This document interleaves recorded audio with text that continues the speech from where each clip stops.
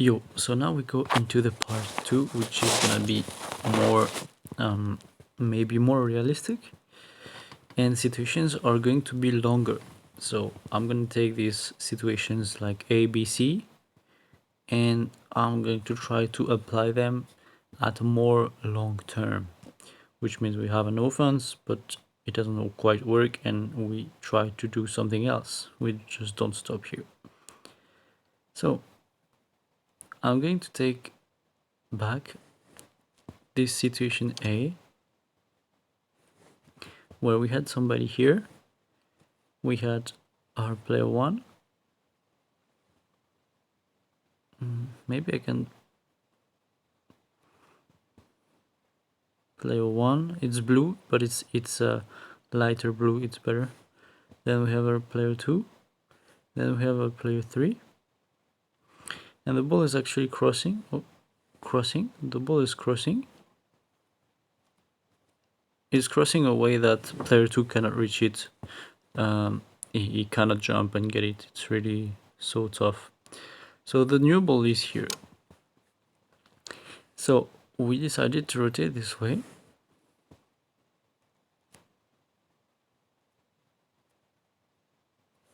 Player 2. Wait, tech here.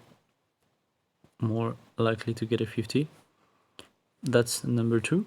And we said player 3, sorry, is becoming the player 2.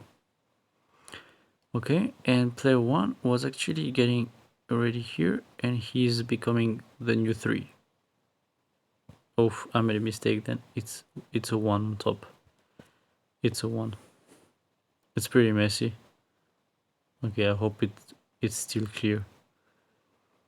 So imagine we have this situation. Okay, so we're gonna have this situation. I'll just draw it more clearly. We had this. But now, the most important, you guys know, it's will we have the time to get everything? Because in this situation here, we can see that the situation that I called A is slightly different here than in theory. Why? Because the player 3 doesn't have time to be here. It doesn't have time to travel this distance. Already, if he gets a good recovery, he can do that, while his teammate can do this and this. It's pretty fair in terms of distance. But this one is too long. He doesn't have time. And maybe he's got low boost, while teammates have boost and already speed, So yes, I think player 3 is going to be standing here at the moment. So this was the situation A, and I'm going to call this one, well, A. So we come from, I'm just trying things. We come from the situation A where the ball crosses the field. And then we got a new situation, and we're gonna see this new situation. So imagine we have again situation A. It means the ball is going to cross, okay? It means player 1 is going to be successful, and he's going to make the ball crossing.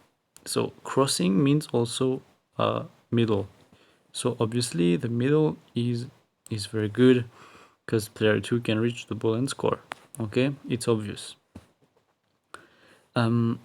Then we have the ball really going opposite again, and that happens also. The ball goes opposite again. So now we have to see if we're actually able to have somebody ready to challenge the ball here. So what we would do probably is having the player 2 going for it as planned, and the player 3 is actually interesting here, because the player 3 is supposed to be here already. And so previously we said that it would go here, and this one would go here. But here, does it make sense? I think it looks like this. I think both of you are thinking about this, and that's what I'm thinking as well. Because obviously, we don't have time for player 1 to be here and player 3 to rush it. It's not fair in terms of distances. It's never gonna work. So here it's gonna be like readaptation. So player 2 obviously is going to challenge here. But if we readapt, what does it mean? It means like, boys, now we're crossing the ball too much, and we're j'enregistre des trucs. And so we have the player 3 following here in terms of distances. It means player 1 cannot really reach the middle, and he cannot receive the pass if there is a new pass. So it means we have to stop a little bit the gameplay here. We have to slow down the pace. Otherwise, this player 1 can turn here, but really he's gonna be so low in boost and so low in speed, and he cannot get an aerial ball from here. Okay, imagine there is a ball crossing again. He cannot really get it. It's mostly impossible, I think. So what we would do here is like, we have to wait, and basically we have to wait that player 2 is getting beat on purpose, so that player 3 takes the ball immediately, or something like this. Maybe because what we can do is player 1 first wants to fill his boosts and getting here ready for something. But here, after all these situations, the ball was on the right, then it crosses on the left, and then it crosses again on the right. It means now we lose the aggressive rotation, and we're back to the initial situation, rotation. It's the rotation we're doing now, with a player 1 here, player 2 here, and player 3.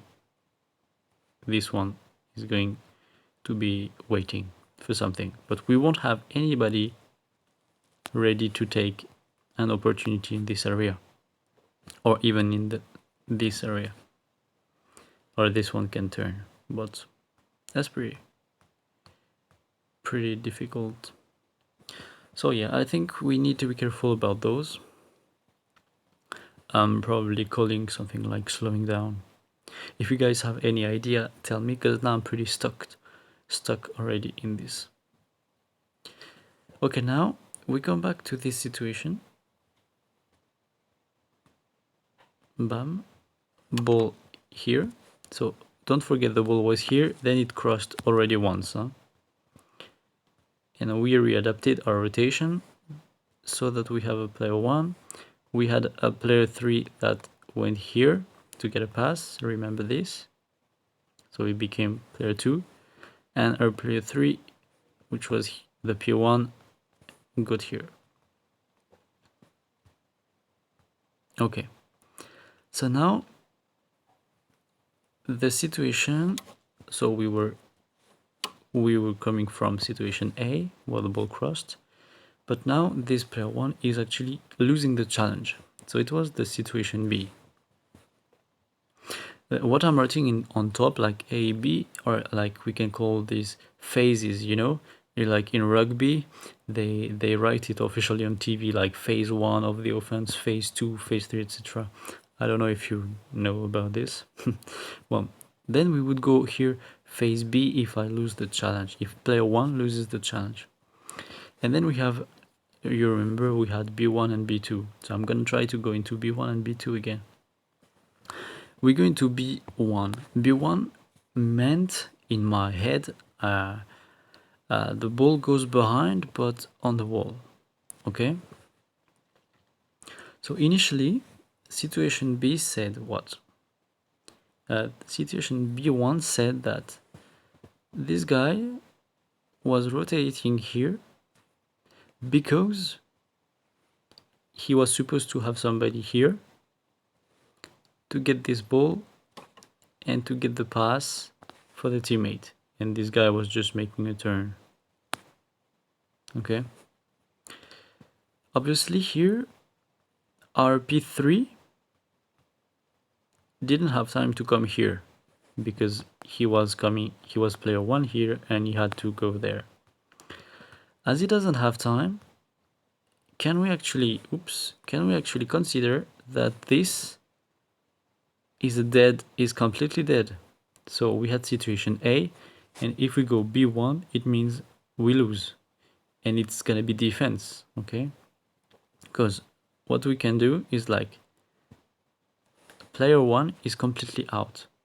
Player 2 can obviously not come here, it doesn't make sense. Then what did I do? Oh, okay. Oh, I can actually delete like this. Ah, I didn't know. Oh, super. Okay, it works. Well, sorry, I was playing with my table. So player 2 cannot go on the ball. So obviously this ball is going to be player 3. But what is going to be now? Can we have this guy trying to push the ball again? If the opponent gave us the ball and it's really going on the wall interestingly for this guy, maybe we can try. But it means player 2 has to be doing something wider to be more ready for a pass. And then if we really trust it, then we get the pass.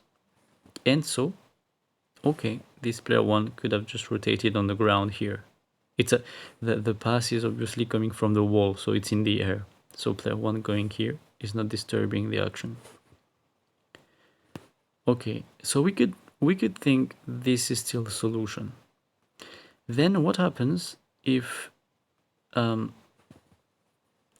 it's not really possible? If they have a guy who is with the speed, they have speed obviously, so he's pushed the ball and he's closer to the ball than RP3, and I think that's most likely what's gonna happen. So P3 is just going to be back on defense, and we lost it, right? I don't think there's anything we can talk about. This sentence was horrible. I don't think at this point we can still talk about offense.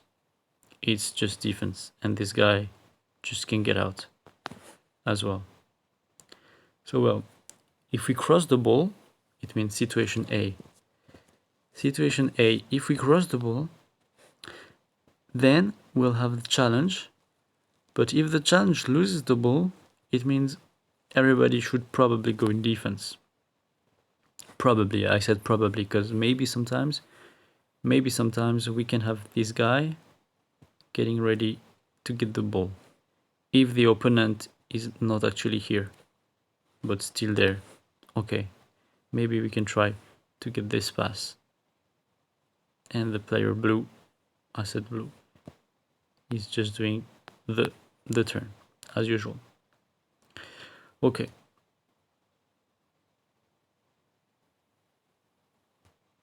now I'm going to go on to, so still situation A, the ball was here, it crossed.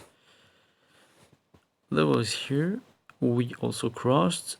So I'm repeating a lot, but we had the guy here, he's crossing, so he's trying to get the ball. Bam, he's player number 1. We have the player number 2, and we have the player number 3.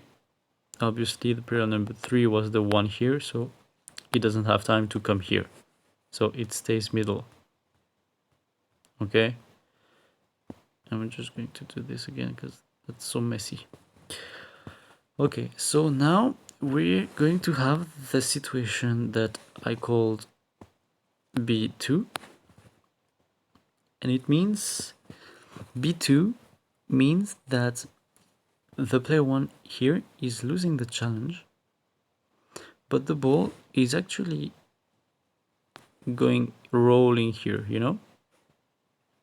So here the player 3 is most likely ready for this, like he's coming from this and he can actually challenge this ball. It's not it's not so far away, and the ball is going closer to this guy. Not likely like this one, he has to go wider. So here, interesting, we can assume that here it works, and player 2 is actually having time to see if player 3 is having a 50-50. Imagine player 3 has a 50-50 there, then player 2 just stays here in case that's very bad.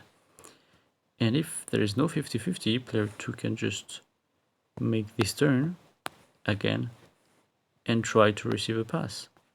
Or, for example, can receive something like a banger, bam bam. Oops, how did I do that? The banger, so here and then here. Okay, why not?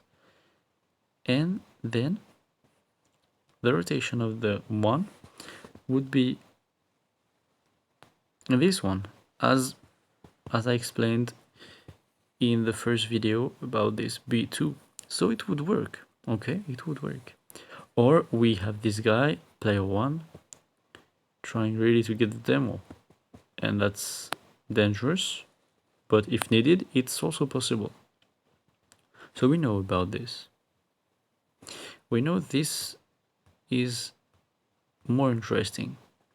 So if basically if we cross the ball from right to left and player 1 is about to lose the challenge, try to lose it so that the ball goes in a 50-50 and goes behind but rolling here, so the p3 will have time to reach it. And if p3 can just give a ground pass like this, and this player 1 or player 2 has time to turn, it would be so perfect, really. Okay, so I'm pretty enthusiastic about this one. Then we had the last situation where, so we still come from situation A. Bam, bam, I know this by heart. Oof, disgusting. Let's try to do the things clean, and the player 3 was obviously the guy coming from here, the player 1. Okay, so now we go into the situation C. The situation C, if you remember, means that there was a 50-50 there, and the player 1 then is, after the dodge, is out. He can't challenge the ball anymore. I'm going to delete number 1 because he's useless now. He cannot do anything. Okay, so here I think we consider it's a lost situation, and we have to be ready in defense. Most like the initial situation C, even when the ball was here, even when the, not the ball, even when the player 3 was actually here, like really in position, the distance is too big for him to challenge, because he can actually get past with some dribbles on the wall or some passing play between them, for example.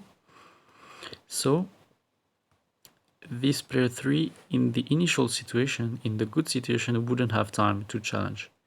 So here, can you imagine if the distance is really so big, he doesn't have time at all to challenge? Or they have time to challenge if by this time he travels, the player 2 is really getting ready, but like it means these two players need to have a perfect communication and perfect timing. By the time the player 3 is really going there, player 2 is so ready to take the backup, so that if the guy doesn't have time to reach the ball, then the player 2 bam would go there. Player 2 can cover. And if it doesn't work, I mean if it works for us and the player 3 has the ball again, then the player 2, maybe he has time to be like, okay, I'm receiving pass again. And by this time, the player 1, I think, has only one solution, is to get back post, basically going this way, because he cannot get back here. It would be too confusing with his teammates, and he cannot go either, like rotating middle. It would be even more confusing for everybody in his team. So in this situation, C, player 1 is really out, and he can try maybe to get a demo, but nothing else, I think. I'm not sure it's what I said in the initial video about this player 1 here, but I don't think he can do anything else. So yes, but interesting this way, because it could work if this I'm gonna make it blue. If player 3 has time, he can call something to his player 2, like come with me, like I'm challenging right now, and so player 2 is ready. And if he decides to not challenge, we defend, and player 2 is also going back, and player 3 as well. Okay, very, very interesting.